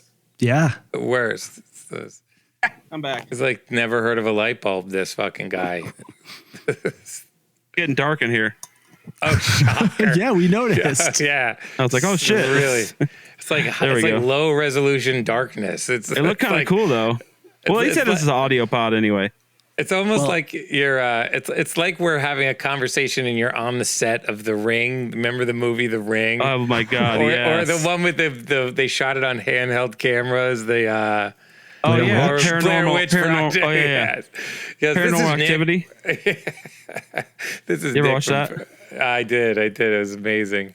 Those Dude, I like those can movies. you explain to me the horror movie thing? Why are horror movies so popular? What is it about people going to the theater and getting scared out of their bejesus for probably the next few weeks? Why do people do it? I think it's like triggering your fight or flight response gives you a little tingle. It's like a drug, probably a little bit. And some people react to that drug more than others, like they do any other drug. So, like, some people like alcohol, some don't. Some people like I don't know what triggers during horror movies. I guess adrenaline. I Certainly. guess so. Yeah. So maybe something like that. Also, I think, it's like maybe we're too safe. Like maybe I don't know. I guess they always had scary stories though. There's all the Hansel and Gretel. There's all that old stuff. But maybe a society, because like people, complain about how violent it is right now, but you could still argue this is the safest time in human history to be alive, right? Like, Oh, by far. yeah. Okay. So I don't know. Sometimes I say that and people get like mad at me, like it's bold. I don't think it's bold at all, but I think we are the most safe we've ever been. We have like houses and stuff. People used to live like out, if you think back, like people have been constantly at war for hundreds of years. So maybe it's just like, maybe we're getting too safe and we need something to trigger that. Maybe. I don't Like know. I was listening to Dan Carlin's podcast, The Wrath of the Cons, which is probably the best 20 hours of audio you'll I've ever listened to listen to. It's insanely good. Yeah, the Genghis listened to the Khan whole one. thing. Did you hear the episode where they go into Russia and they just show up in someone's village unannounced? Nobody even knows they exist. They literally show up with bows and arrows and horse weapons in a world where none of those things exist. And I know, they're that's amazing incredible. at it. And so imagine if people just like showed up into your town tomorrow and had Red these Dawn. weapons that are just like insanely powerful and there's nothing you can do. And they took all the men and they put them on a giant wooden platform. And then they put another wooden platform on top of them and crushed them like a human sandwich. And then they ate dinner on top of them. That's a true story. So is that like the equivalent of like if aliens came right now and they had all these like crazy outer space weapons that we didn't know about? Do you think that's sort Yeah. of like, how is that any different? So that was basically like aliens coming to them, right? I mean, the difference is that really happened. And I think if aliens showed up here, people would think it's some like plot by the Illuminati to like destroy Yeah. the world or something. Nobody would believe the aliens. Those aren't aliens. That's AI or whatever. It's a false flag. Yeah. I agree. But man, Yeah. also if they're going to come, don't you think they would have killed us all by now? Well, they have to start thinking about this because we are now shooting rockets into space pretty regularly. I do think that I love the views of human society where the pyramids are some kind of communication structure to the planet Yeah. Nibiru, and we were like gold digging slaves for these alien forces. I think that stuff has almost more merit to it than any of the like standard 6,000-year-old globe religions. Yeah, I mean, the older a conspiracy is, yes, or something like that, the more likely it is to be true, right? Because of the less evidence we have against it. that's right. Does that make Could it sense? not be true? Yeah. I don't know enough about the pyramids to like have an opinion on that stuff. Maybe I should get more into the History Channel. I think that they need something new. Like they did the pyramids. The Blink 182 guy was really into the pyramids. Like, Oh my God, he's obsessed. do you really with want to aliens. go down the same path as that guy? No, You know because what it's I like mean? you can't ever prove anything, and it's like if they're gonna come, they're gonna come. I feel like they don't want to kill us, so I feel like they're observing us because of how stupid we are compared to them. Because if they got here, they must be way more. Maybe we're like a zoo to them or something. Probably. I mean, John kind of wrote a rock opera about this. Yeah. I wrote a whole Kind space of, or opera he about did? this. No, he did. Yeah, Yeah. I probably listened to it on Molly or something. Did you? Did you listen to the space opera? The new one? Yeah. Oh, I thought you had an old one though. No, I He didn't. does.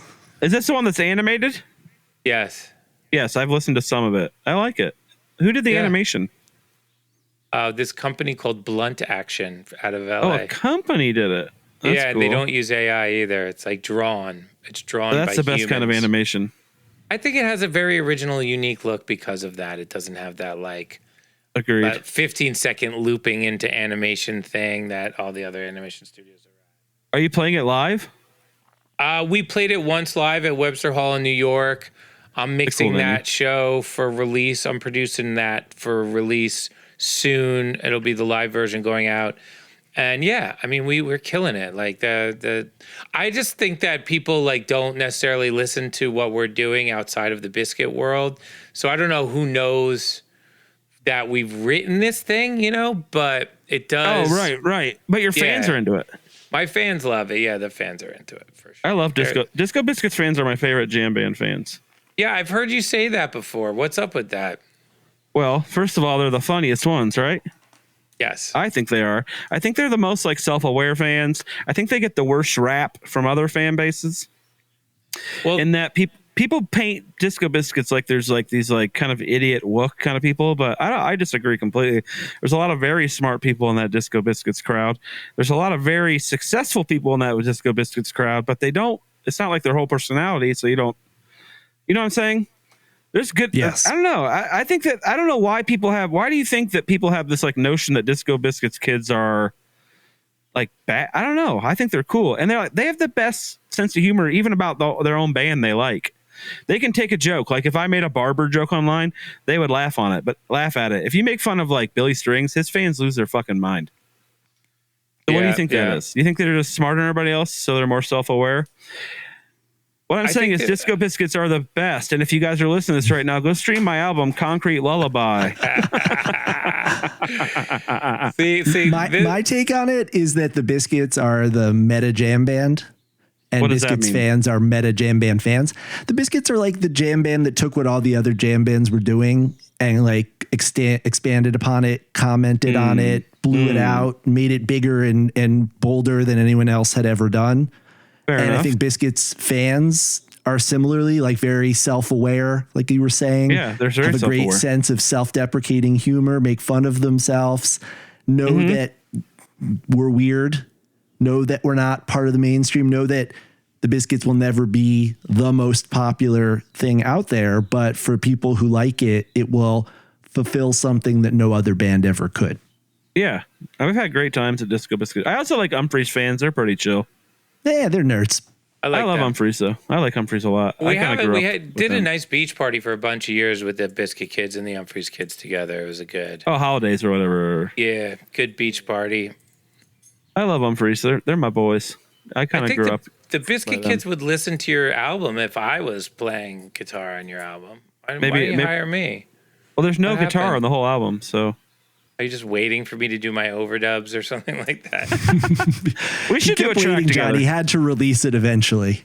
We should do we should make a beat together sometime though or something. That'd be fun. I love why Ableton. Not? Why not? Dude, I'm loving it. Well, because we might blow people's minds so much that they all die. I mean, I want to make like 5 versions of Drake's new song for Drake. And that's what I want to do next. The new one where he finally beats Kendrick? Yeah, that song where he finally beats Kendrick. I want to, and it's like such a his 4th of July banger, summer fucking banger. That it's such a banger that nobody gives a shit about this damn rap beef anymore. That's what they. Well, yeah, it's like at some point you got to make an album, guys. Yeah, because everybody is just dying to get laid to this new song, and like exactly, it's summer. Stop fighting. Yeah. That's for December. I know, seriously. That's January. You're doing January shit. You're doing January shit in June. Like, you're supposed to be wearing swimsuits. I mean, there's the rap beef is a very interesting piece of art that I'm very fascinated by it. When I was a kid and like Ice Cube's rap beef albums came out, like the No Vaseline era of Ice Cube stuff. That's my favorite one. Yeah. Dude, that's the greatest rap beef song I've ever heard in my life. You don't need to understand anything. It's about business though. But it's about and it's about real business that happened too, you know? Yeah. You don't need to understand the intricacies of his beat of his other. That's the thing with Drake. With Drake and Kendrick, you need like an encyclopedia of these guys' backup lives to figure out what these guys are talking about. And it's just like it's not funny. They're not funny enough rappers. I think we need a rap beef with some funnier rappers. You're saying Kendrick's too serious? I think they're too mad at each other. You know, it's like, Yeah, how they much need money to are you guys fight. That's what I'm making? saying. Like, Yeah, they need to fight it actually out. just like get into it once and fight. I don't know, but they're not. They should both get into the ring with like The Rock, and both of them fight The Rock at the same time. Well, here's the thing: if they get in a physical fight, as much as I like Kendrick Lamar, he's like 5'5" and Drake's like 6'2", but Drake is Canadian. Yeah, exactly. So it's fair. So it's fair. I mean, Drake's probably 5'7". I think 6'2" Canadian is actually 5'7". Yeah, it's the conversion. Is that the exchange rate? Yeah, I think so. I think if you do that way. That makes sense. Nick, rule number 12 of the cult is that we're basically out on Jared Leto. He's a great actor and everything. He's a psycho. But he's obviously super fucking hot, but I don't know. We just out on him. He's psycho, what's your dude. stance? Do you not know about Jared Leto? I've heard, My So-Called Life. That was a good show. He has a weird like Croatian like sex cult. What are you talking about? Look it up. Just Google Jared Leto Croatia. No, tell me. I'm Googling you. I'm He going has to this type like this music. into your face. He has like this music festival where people go there and they all wear white robes and I don't know, weird stuff. Also, James Gunn refuses to work with. I don't know. I just think I don't trust that guy. Plus, I hate his fucking band. Great. 30 Seconds to Mars. Yeah, they're like a weird thing, that band, because it's just like we're already famous band. You know what I mean? Yeah. And those bands never seem to want it hard enough to get to anything really that great. No, but they did. They did because he's already famous and he's hot. But no, he's got some weird shit going on in his life. I don't want to out him too hard in case it's not true, but there's definitely stuff on Google. The Croatia thing is really weird. Whoa. He just weirds me out. I'm not a big actor guy though. You got to think if they give like $20 million, $30 million to somebody who's in his 20s. Mm-hmm. Yeah, some shit's going to go down. I mean, you know what I mean? It's not normal. Like, it's a lot of money for somebody who just wants to hang out and do drugs and get laid all the time and doesn't care about anything else or anyone else. You know what I mean? Who knows yeah, maybe where they that should only goes. give him like. That's life right there. That's what makes Maybe they humans should prorate great. it. Okay, now let's play. Well, is he guys. frozen? Uh-oh. Is he frozen? Is he frozen? Yeah, I mean, yeah, I'm sure his business manager's like, let's put 10 mil of this away for a rainy day. Okay, crazy boy. Crazy person.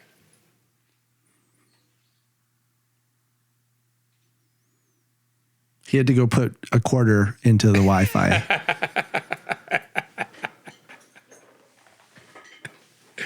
Oh, man, that was funny. That's pretty much what it seems. So, Nick, you mentioned Nothing. We just talking about how great you are.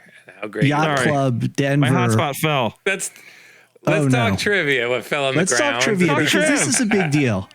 Let's talk You're the trivia. weekly host of Wrong Trivia at Yacht Club in Denver. And from what I understand, this is the biggest trivia night in town in Denver. Denver's Tell us number about one what you weekly- got going on. I've branded it Denver's #1 weekly event. No bias there.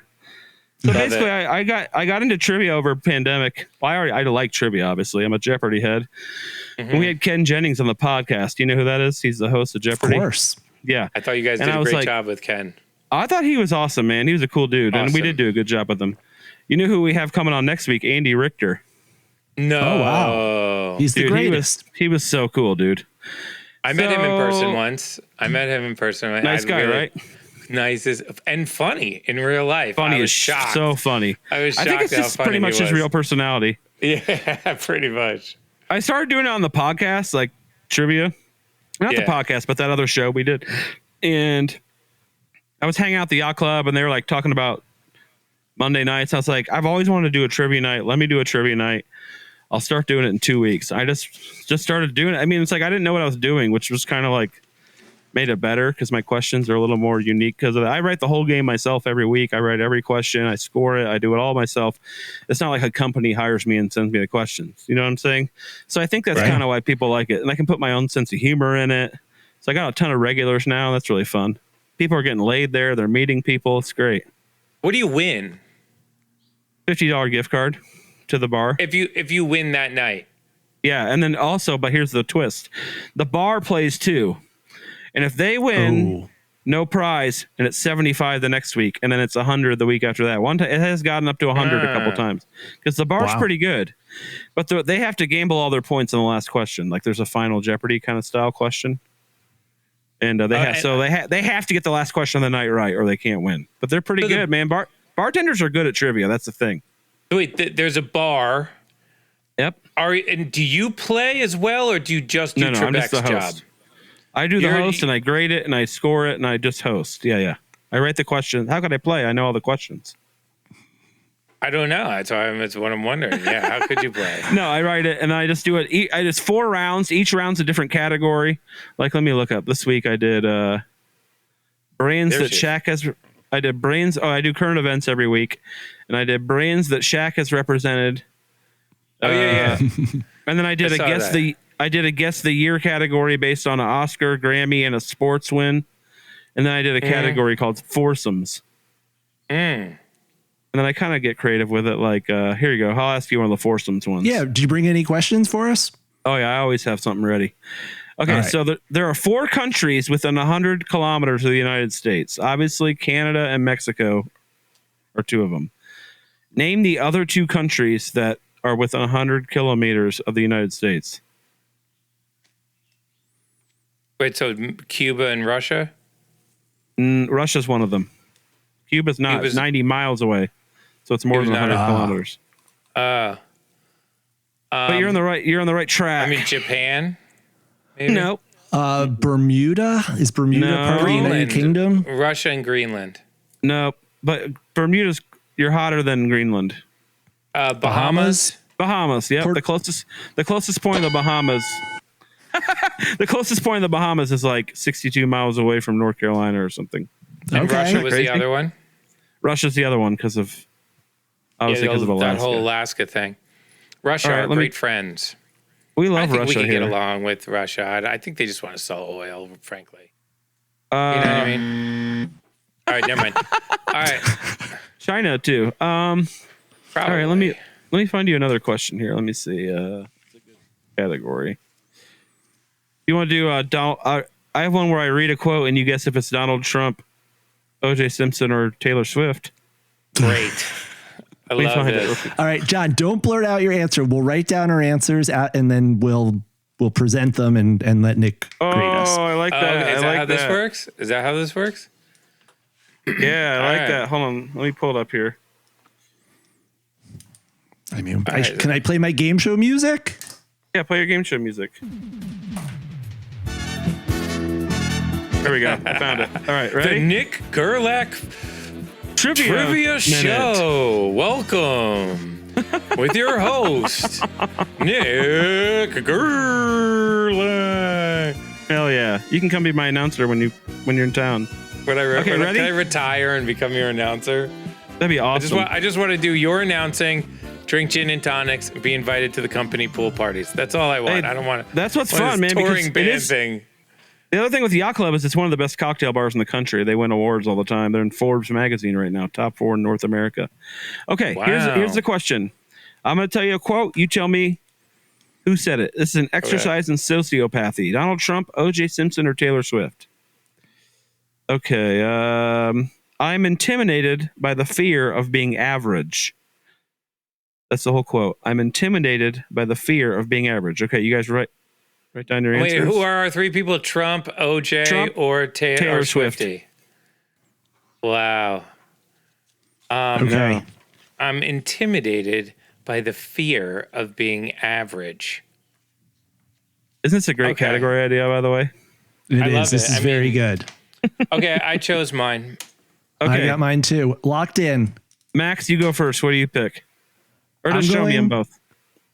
I can't really see it. It's gonna. OJ. Okay, what do you pick, Barbs? I also chose OJ. You did? Yeah, but it could be Trump. It is Taylor Swift. God, no way did she say that. That's wrong. Wow. Yep. ChatGPT screwed up. You can't see that about her. She is a freak. All right, ready? Yeah, but she would never say that out loud. You know what I mean? I mean, I found it. I do research on these things. I don't just make them up. Number 2. Okay, here's another one. Ready? Donald Trump. If you made O.J. it up, Simpson? that'd be weird. Yeah, okay. That'd be so funny. Made up quotes. Who do you think I thought said this? Which person So do meta. I do trying to fool you into thinking? Go for it. Exactly. What's the question? Okay. Donald Trump, O.J. Simpson, Taylor Swift. If God wanted football in the spring, he wouldn't have created baseball. If God wanted football in the spring, he wouldn't have created baseball. Oh, I know who this is. Uh-oh. I know. I mean, that's a tough Kind of one. a trick. Yeah. I think I know. All I'm right. feeling good. All right. I think All right. Barbara, you go first this time. Whenever you're ready. I'm going to stick with Taylor Swift. Ooh, what do you pick? Max? I'm going with Trump because I read a book about the history of the USFL, and I you know got it. Trump was instrumental in pulling the USFL from spring to fall to go head to head with the Ruining NFL, it. and it led to the league's demise. And you are correct. You got it right. Damn, My pretty God. good. All right, we'll do one more of these. All right. Wait, All am I right. losing to Max right now? Well, these are kind of, this is less trivia and more. Are we competing right now? Or is this competitive? Not really. No. I mean, if I win, we are competing. Okay, here's a good one. Do I get $50 if I win? I don't I don't know how often I can discuss one incident in my entire life, but I'll continue to do that. I don't know how long. I know. I don't it know could how be often any I of can them. It could be any of exactly. them. That's what's fun about this category. I don't know how often I can discuss one incident in my entire life, but I'll continue to do that. It's a 10 question round. The highest I've ever seen anybody get on this is 6. Wow. All right. I know who I'm taking. What? Did I I'm say locked it? in. First, Two. Max. Okay, Max, go. All right. I am going to go with Taylor Swift. Okay. I'm going with OJ. The answer is Elephant in the Room Simpson is what I'm going. Who I'm going with. the answer is OJ. Yeah, burn. You knew it. I can just Very good, taste John. the cheeseburger. That was. I thought that was too obvious. I thought I had to be creative there. Well, we're tied now. We need Yes. a tiebreaker. We need All a right, so you want tiebreaker. to do another one of these or a different question or a different kind of category? I think we should do one of those questions you already did. You're right. Yeah, you're right. Okay. Watch, listen, and learn. You can't know it all yourself. Anyone who thinks they do is destined for mediocrity. Watch, listen, and learn. You can't know it all yourself. Anyone who thinks they do is destined for mediocrity. I have a fan trivia question after this. Ooh, that one's tough. That one's tough. That could be anyone except OJ. So let me see. Let me think. Who is that? All right, I know who I got. Okay. Max, you know who you got? We narrowed it down to 3 people in human history to help you. That's right. That's right. Try not to okay. get it wrong, Max. I'm going to do a Hail Mary here because Okay. I feel like I need For the to be win. bold. I'm going to go OJ. And Barber? I'm taking T Swift. Oh, you both got it wrong. It's Donald Trump. Okay. Oh my God. Okay, I got a we're the question from dumbest a fan people here. ever. All right. Okay. Barber, All what right. really happened to your hand in 2010? What really happened to your hand in 2010? Is this a multiple choice? Is Nope, this like I wanna- Yes. we fill This in? is submitted- do this is we have submitted to from a answer Biscuits the fan. form of a question or something? No, you or- can just answer. Okay. I mean, does Max broke get it. to answer too? No, you have to answer, and I'll tell you if you're right or wrong. I'm just kidding about your own life. That's like we had Jake Plummer. You don't really have to answer that. We had Jake Plummer. He's a quarterback. He used to be a quarterback for the Broncos on our live podcast here in Denver a couple months ago. And we do trivia on the live podcast at the end of each guest. And I go, "What's it? You're hot. You're hot, attractive, rich, and people like you. What's that like?" And then he just went on like a 30-second rambling and being all humble. And I go, "That's correct." I love telling people they're correct about subjective, like, things like that. Totally. It's funny. I mean, look, he had like a canned NFL media Yes, answer basically. to you, and he gave And it I to go, you, and you "That's just let him off correct." the hook. You just let him off the hook. Yeah, No he was gotcha right there. journalism at the Frasco World No, Series but it is fun to podcast. look an NFL quarterback in the eye and ask him what it's like to be successful in front Yeah, of but you 300 see, people.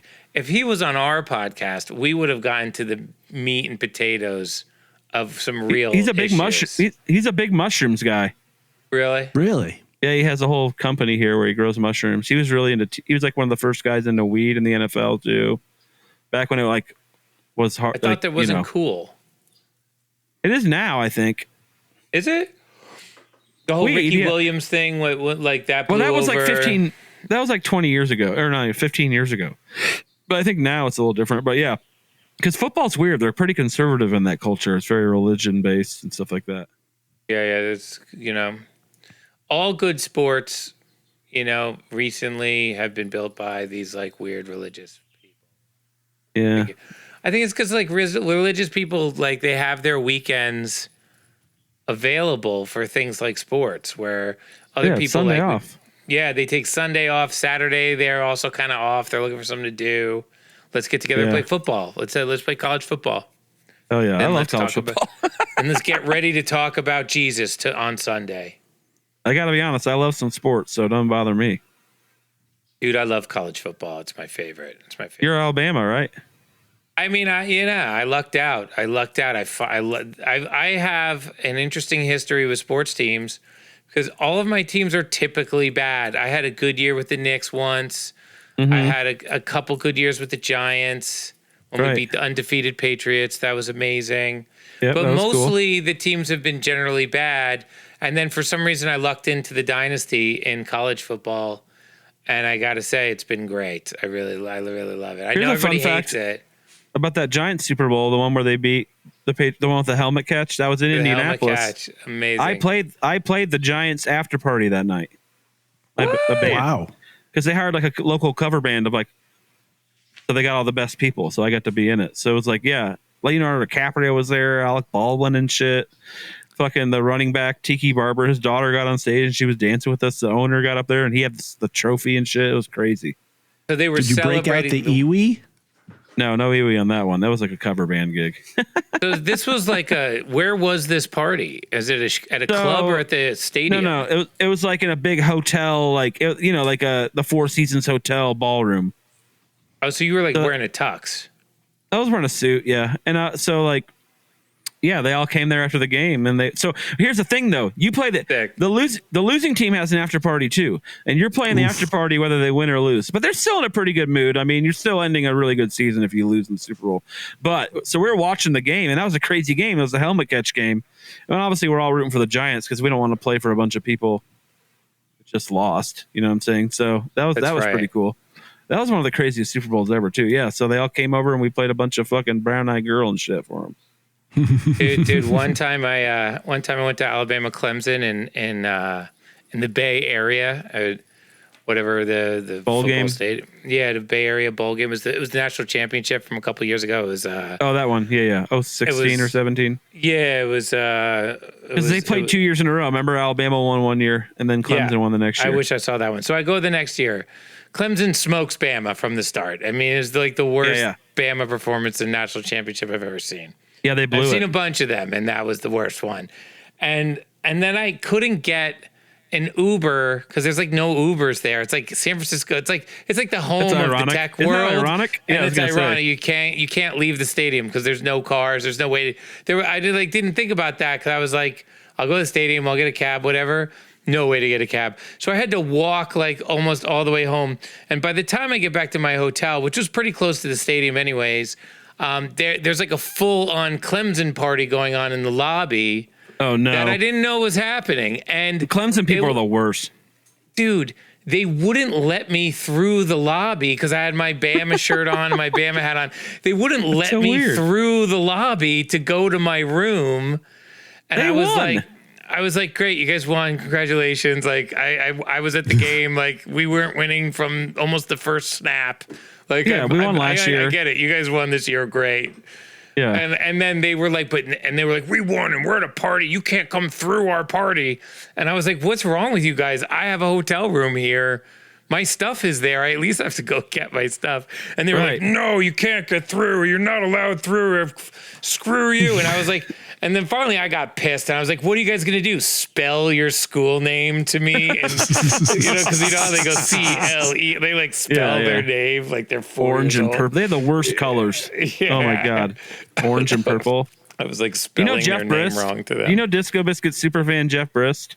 No, I don't. Oh, he's a big Alabama fan. I don't know the super fans. I don't know them. No, you would know him. Like He's a cool dude. It makes their experience No, worse. he's like a cool dude. He's cool. No, he's cool. He's like a normal one. If I meet the super fans, it makes them their experience. It's important that they don't know me. You know what I mean? I get that. It's kind of the same with me. I just don't have any fans. Yeah. Well, you don't have fans, Nick. You have cult members. So. That's true. That's true. So I do have those. We're getting to the end of our time. I wanted to wrap things up. I wanted to leave you with one more of your cult rules or tenets, and that is don't have hopes or dreams, have lunch. Yeah, I think it's a pretty good saying. You don't like lunch? What? I mean, lunch is way better. I love lunch. How many times has lunch let you down? Not that much. Sometimes, but not that often. All the time. Lunch lets you down? I mean, not in Indianapolis, but, like other places. I mean, John, you have the buttery. I talk about the buttery so often, thinking about those sandwiches. I mean, look, there's good places to have lunch, but when you're on the road, lunch is the first thing that goes out the window, quality of lunch. Agree. Yeah. I agree with that. On the road, you're at definitely. the hotel. There's never any good food at the hotel. The crew is always too busy setting up some dumb concert to get you lunch. And you don't have wheels, so maybe you can Uber somewhere. Yeah, but it takes forever. Grubhub. Yeah. You could do that. I don't know. I just feel like I'd rather have hopes and dreams than lunch, frankly, because lunch what if I change it to have a nice lunch? Down. All right. Yeah, plus all your hopes and dreams came true, so that's you get to be in a band with Mark Brownstein, you get to be in a band with Aaron Magner. Dream. I mean, look, he even has lights in the place where he records the podcast. This man is this is success. You told me it was audio. And it got dark. Nick, what about peak performance here with the lights and everything for sure. Nick, what about you though? What hopes and dreams? What's next? Where can people find you, follow you, and more importantly, find the album? First of all, go to my Instagram is Nick Gerlach's Cult at Nick Gerlach's Cult. My band is the Cultet. If you want to learn more about me, though, every Tuesday, I'm the co-host of Andy Frasco's World Saving Podcast. And that's probably, I think it's one of the best podcasts in the music space right now. I don't know. I'm pretty arrogant, though. No question. You are Andy Frasco's secret sauce. Thanks, man. I appreciate that. Yeah. I think I make it better. I think you guys have an incredible chemistry together. I've told you that before, and I really believe it. And every time I hear your podcast, which is all the time because all other podcasts pretty much suck besides your podcast and our podcast. Yeah. Especially in the music. A lot of the music ones are kind of dorky to me. They're just kind of like, I was watching this. Talking. I'm not going to say what band it's about. I was watching one where they just kind of like recap a big jam band show, and it's all just very nerdy. There's no jokes. It's all like they're talking about sports, but it's not a sport. You know what I'm talking about? People need to have those podcasts are good. Keep making them. Those are great. Of course. Just do the Biscuits more often, and don't do whatever band you were going to do. Right? I mean, you're the hottest. You're the hottest rising jam band in the scene right now, right? I mean, yeah. I just feel like there's a certain amount of just craziness that goes into this job. Mm-hmm. And I just think the Biscuits are bringing that level of insanity to the music right now. And it's kind of refreshing in an AI world to have some very human music being made and a lot of it. And it's just dancey and good. So I think there's a lot of positives to it. I think that, I was at Electric Forest. I was the only guitar player at Electric Forest. And, really? Maybe Lettuce had their guitar player. I had lunch. I might have had lunch with him, but if you missed their set, I was the only guitar player at the whole show. And I was walking around, and it's these producers make magic in their basement studios, and then they bring them out and play the magic for people. But it's almost like this, press the button, and then they go, isn't this great? And then they do, isn't this great, different ways. And I get why that's awesome because there's so many talented people, but it's just different than having the actual notes come out of the fingers at the time at the moment. So there's something to be said for that, I guess. But you're a time and place for everything. That's right. I like to be in both. I like to be part of both. That's kind of what I like about Denver. There's a lot going on. with both those things. And it's cool because I'm hoping this album will show these podcast fans that I'm actually like a legit musician too.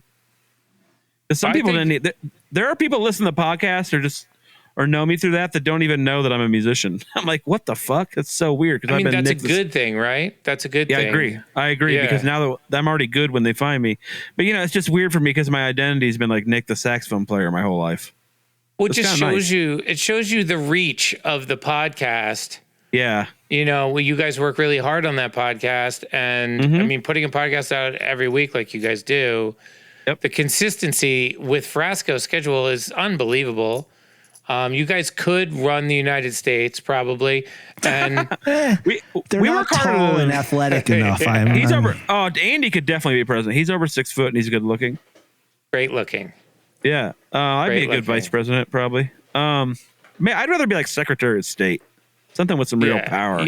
You need some. You're definitely a CIA plant if you make it into the government. Dude. I definitely would love to assassinate. You are having brandy later tonight with some person in a weird bar that nobody's allowed to know about Barber or something like that. See, Barber, it's like you understood me right away. Oh yeah. I got you in Frasco immediately. Yeah. We're cut from the same insane cloth of. I think that you and I require comedy in our lives. We require comedy to be created and halved, and that's been a real theme on this podcast, and that's definitely a theme on your guys' podcast. Yeah, I don't like to take anything too seriously, except my music. I do take my music seriously, but everything else, not too much. With a name like the Cultette, how could you not be taking that seriously? You know what I mean? Exactly. There's not really a lot of comedy in the Cultette stuff, but it's good. It shows my dark side a little bit. Yeah, you're like Darth Vader of the saxophone or something like that. Like Sasquatch. Yeah. Well, the album is called Concrete Lullaby. Yep. You can find more information at nicholasgerlachscult.com. Nick, thanks for joining us on Touchdowns All Day. Dude, you guys rule. Have me back anytime.